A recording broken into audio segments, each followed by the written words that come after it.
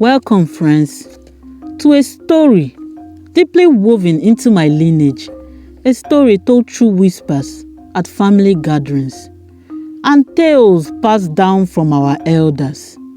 This is a story of my great-grandfather, Chief Ibewuru, a man of strength, values, and yes, some stubbornness. You see, he was a man who loved his customs and traditions, maybe a little too much, I must say. And back then, well, let's just say that having twins was seen very differently from today. Long ago, in a village far away in the eastern region called Umuekemma, there lived a rich farmer named Ibewuru. My great-grandfather was a man of great integrity, respected by all and known for his uprightness. Chief Ibewuru even held the role of treasurer at the village community meetings. That was how they trusted him and valued his input. But he had one unshakable flaw. His devotion to our custom was so fierce that he couldn't bear anything that went against them. In those days, having twins was greatly feared. They were seen as a curse, even an abomination. And for Chief Ibewuru, tradition was always right. My great-grandfather married 4 wives: Ekoma, Mbeke, Mbechi, and Abomma. Ekoma was my great-grandmother.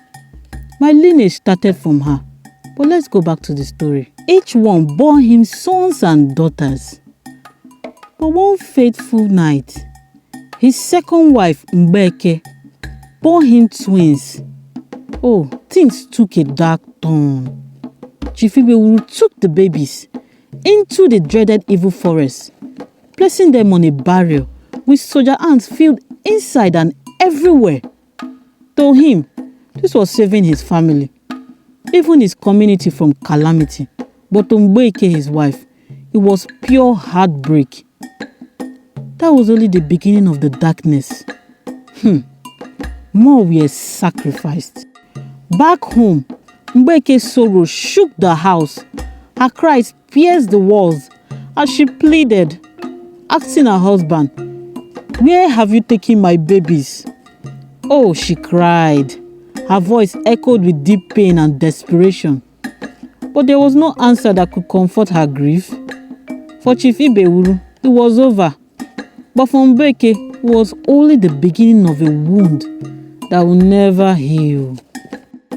As the years passed, strange gossips spread throughout the village. Have you heard, one will say, white people from faraway lands, they are here. They save twins that are abandoned in the forest. They are from a place called Scotland, another murmured. And they said a woman is their leader. They say her name is Mary Slessor, bringing a new gospel and challenging our customs. They call themselves missionaries. It was unheard of. To fiakwa, abomination, they all lamented. By the early 90s, the killing of twins was finally abolished. Laws from the colonial government, enforced by the missionaries, made it illegal. But Chief Ibewuru, he was baffled. Sitting with his kinsmen, he fumed. Why should the white men interfere with our ways? These customs have guided us for generations. Twins are not meant for this world. His words were like a desperate plea to hold on to what he knew. Years later, Chief Ibewuru called for his first wife, Ekoma, my great-grandmother. He said, "Bring my son, Emeka." My grandfather, Emeka, would soon be traveling to Lagos to serve his master in business trade. As his father, Chief Ibewuru wanted to give him his blessing, a father's last gift before his journey. Mr. Ibewuru found a young lady for his son Emeka, who was doing well in the city. Emeka returned a grown man ready for marriage. He married his new wife named Ogechi, my grandmother. God bless her soul. The family welcomed her joyously. The next day, Emeka and his new wife left for the city to start their own family, taking with them Chief Ibewuru's legacy. Years passed, and Chief Ibewuru traveled to visit Emeka in the city. But when he arrived, he was shocked to see that Emeka's 5 children were twins, a boy and a girl.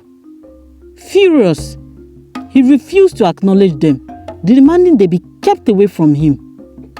"These children are not ours," he shouted. But Emeka and Ogechi, they held firm, standing by their family. Emeka and Ogechi went on to have 8 children, including the twins.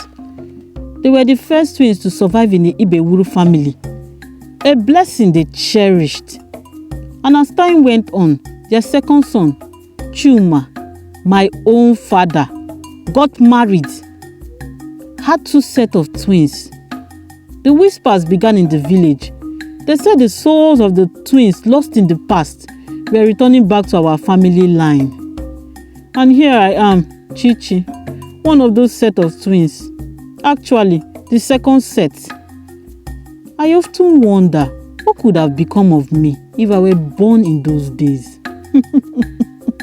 Moral of the story: tradition can be a guiding light, but blind adherence to it can lead to unnecessary sorrow. With compassion and understanding, we evolve and learn from the past, making space for love and acceptance in every generation.